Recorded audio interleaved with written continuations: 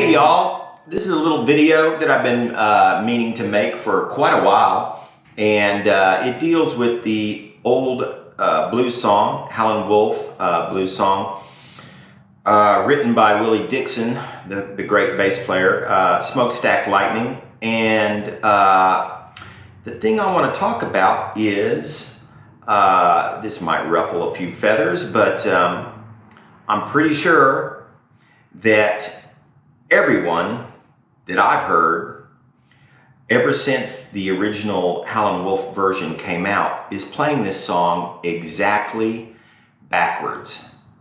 Now I'm going to demonstrate that here in a little bit, but let me play a few verses of Smokestack Lightning the way I play it, and it's got the phrasing that you hear on the original Howling Wolf version. So here we go. See.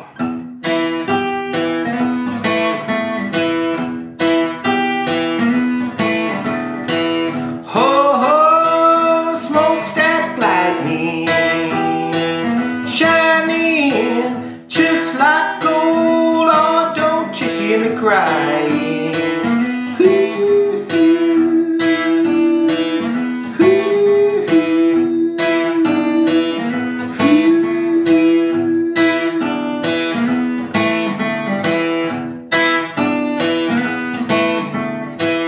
Oh, tell me, baby, what's the matter here, or don't you hear me crying?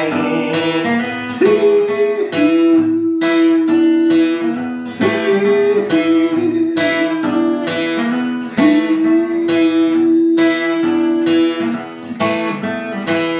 Oh, oh, tell me, baby, where did you stay last night, or don't you hear me crying?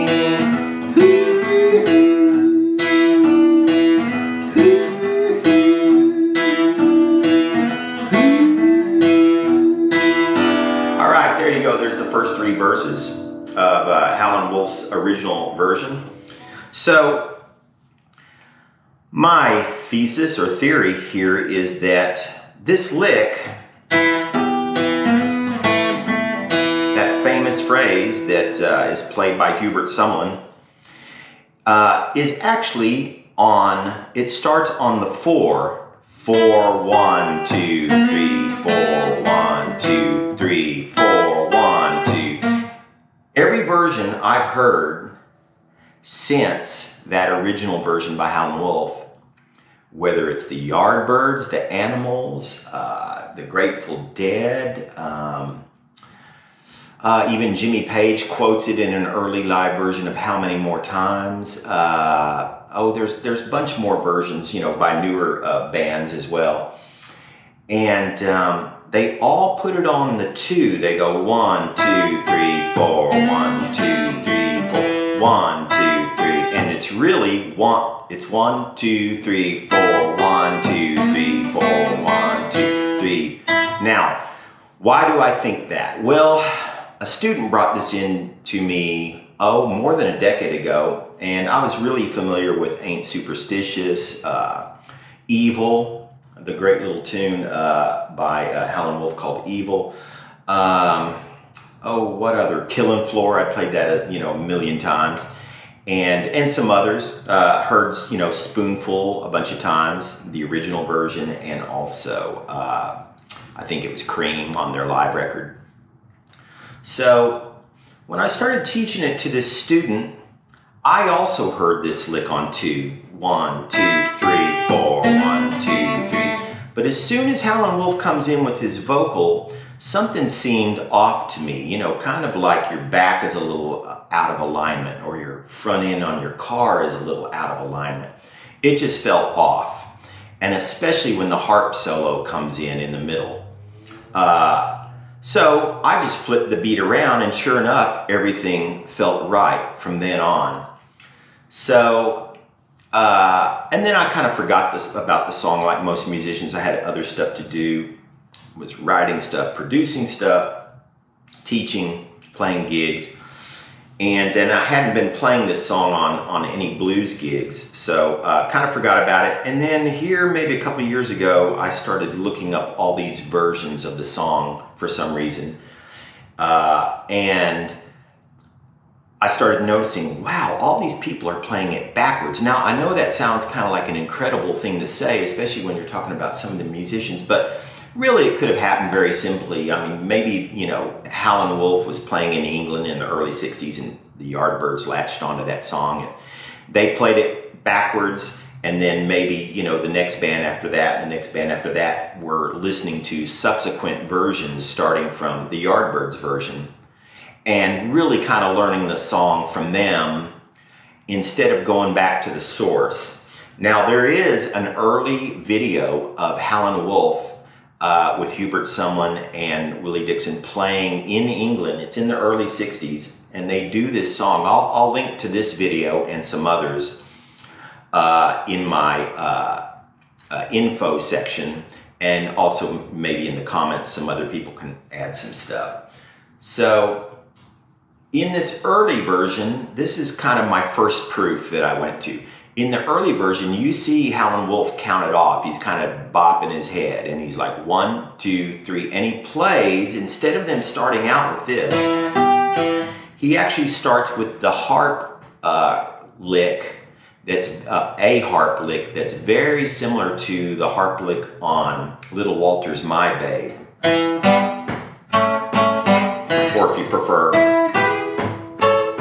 Now that lick definitely starts on 4, so he goes 1, 2, 3, 4, 1, 2, 3, 4, almost as if to reinforce to the band where the beat is. And in that video, they play it in D for whatever reason. Maybe they had jet lag and he just wanted to do it a little lower. So you'll see Hubert Sumlin's actually up here. The other thing is, I noticed on Hubert Sumlin's bass line on that live version, in the key of D, he's doing 1, 2, 3, 4, 1, 2, 3, 4. Well, that's a real typical bass line. And so I moved it back up to E and played it along with mine, and also went back to the original recording, and I noticed right away that this note, the very first note, lines up with that G of, so that's beat 1 and that's beat 1, that puts that note on beat 4. And you know, usually when you get an alternate bass, whether it's in country or blues, the root is going to be on 1. So it's 1, 2, 3, 4, 1, 2, 3, 4, 1, 2, 3, 4. So you get da da do do do do do do do da da do do do do do do do da da. So bom bom bom bom bom bom bom. Or if you prefer, see. E, B, E, B, D, E, B, E, B, D. So, and that's true on both that live version and the original studio version. It takes maybe a bar and a half, maybe 2 bars, I can't remember, before Willie gets going on this, you know, for good, and then hangs on to it the rest of the song. So it's not this. Da da do do. Sorry. Do do do do do do do do. Da da do do do do do. It's da da do do do do do do. Da da do do do do do do. Okay. Now the next thing I notice is both on that live version and the original version from the studio. The drummer does a little ba-da, you know, which is very typical on the and of 3 and beat 4. Now, you know, a drummer might do that on beat 2 as well, but he's not going to repeat it through the whole song. So once the drummer gets going on that, I can't remember who the drummer was on that original session. I'll look it up. Yeah, he repeats that once he gets going on it all through the whole song. So you have this boom da boom da boom da ba-da, boom, da, boom, da, boom, da, boom, ba-da, boom, da. A drummer's almost never going to play that little double eighth note combo on beat 2 all the way through the song.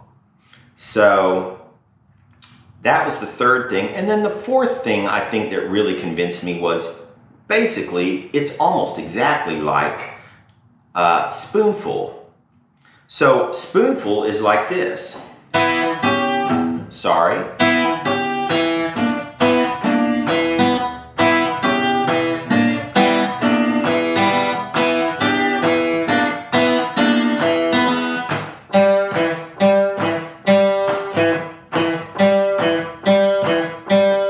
So 1, 2, 3, 4, 1, 2, 3, 4, 1, 2, 3, or 1, 2, 3, 4, 1, 2, 3, 4, 1, 2, 3, 4, 1, 2, 3, 4.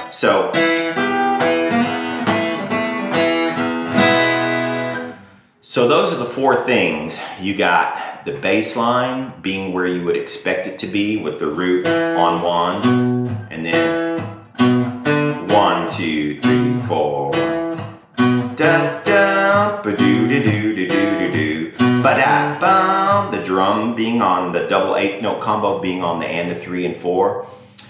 You have Howling Wolf counting it off at the beginning of that live video from the early 60s in Britain, where you see him bop his head 3 times and then play the harp riff that's almost the same as the riff from My Babe by Little Walter.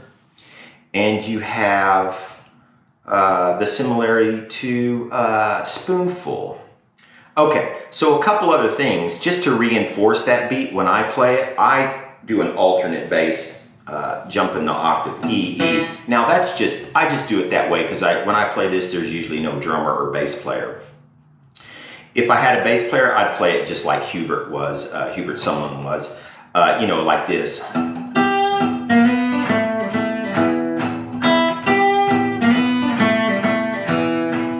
1, 2, 3, 4, 1, 2, 3, 4. But when I play it live,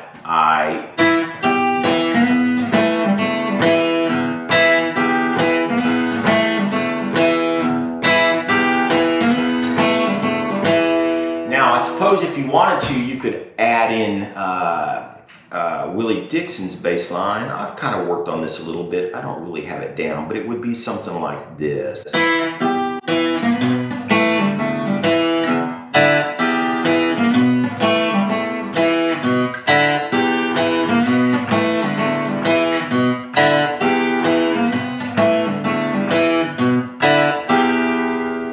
I got it a few times in there.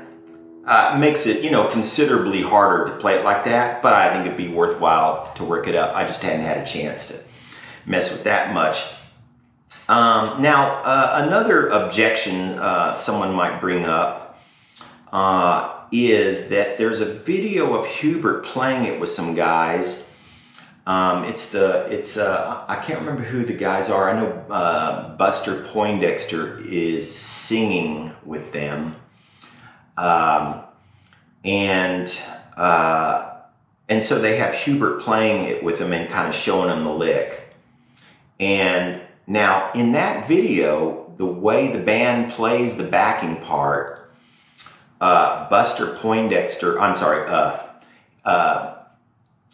Hubert Sumlin's guitar part ends up being 1, 2, 3, 4, 1. But I don't think he meant to start it that way, and he's probably just, cool with it and just having fun and just goes with it. But they're actually playing the beat backwards from the way it should go. And the other thing is Buster Poindexter, when he's singing over it, and he does a good job, he sounds great, but he totally changes the vocal phrasing, as do a lot of singers who've sung this song, all through the 60s and 70s. You find quite a bit of variation, over the years from different bands, different singers, the way they phrase the vocal. And actually, I like quite a few of those versions. But my main point is, you see a lot of guys out there teaching this song, and you'll definitely see them. They'll even count it, or they'll have a little 1, 2, 3, 4 scrolling across the bottom of the screen. So I thought, someone ought to set the record straight, and we'll see how people react to it. It might tick off a few people. That's all right. There's a lot of kind of this blues, there's a lot of mystery with blues in the way they phrase stuff, especially the guys like Lightning Hopkins or, what's his name? I can't think of it. I'll go back and think of it later. But certainly Robert Johnson. And those guys were tricky.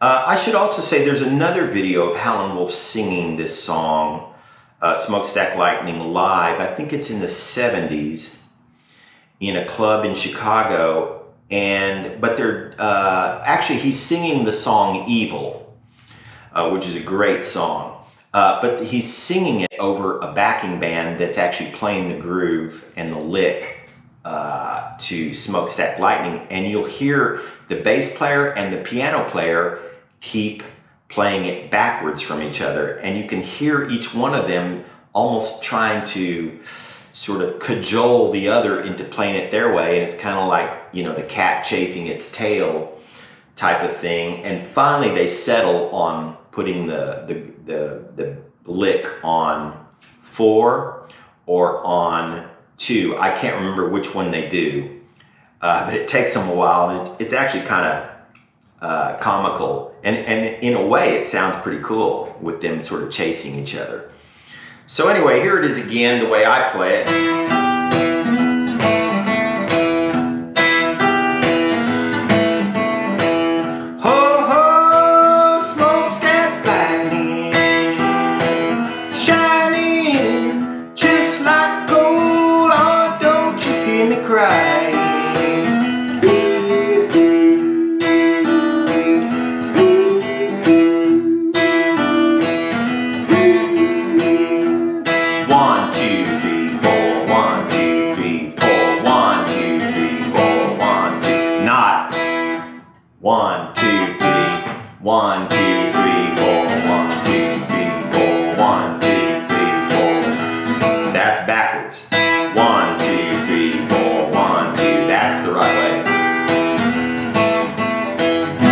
Also say, I don't mean to get too clinical about blues stuff, but really, I mean, the timing and the phrasing and the trickiness that those guys had, that kind of wink of the eye, like, watch this little trick. They had very tricky things going on rhythmically, and that's valuable information. A lot of that kind of thing has gotten lost. There are some other tricks like this. T-Bone Walker had some tricks up his sleeve, and maybe I'll do a lesson on that down the road a little bit. Anyway, I hope you enjoyed all that information. Let me look at my notes and see if I left anything out real quick. No, I think I've got everything in there. Yeah, I'll list those sort of 4 proofs in the info section. And then like I said, I'll also put some links in the info section as well. And then if anybody has comments, about additional videos, or if somebody finds a video of someone playing it on the right beat, send it to me. I wouldn't say I did an exhaustive search, but I did a lot, and I even found some more last night in preparation for making this video. All right, hope you enjoyed that. Something to think about. And I will say also, it's hard to turn around a beat. It took me a day or two to really start feeling it the correct way. Now, if you're not used to this kind of thing, it might take you longer than that. A lot of times, if people don't have experience with blues music or jazz, sometimes it can take people quite a while to start feeling a rhythm, especially when it's, they're feeling it on the 2 and it's really on the 1, or on the 4, I should say. So, you know, because it's 50% backwards. So, anyway, hope you enjoy this.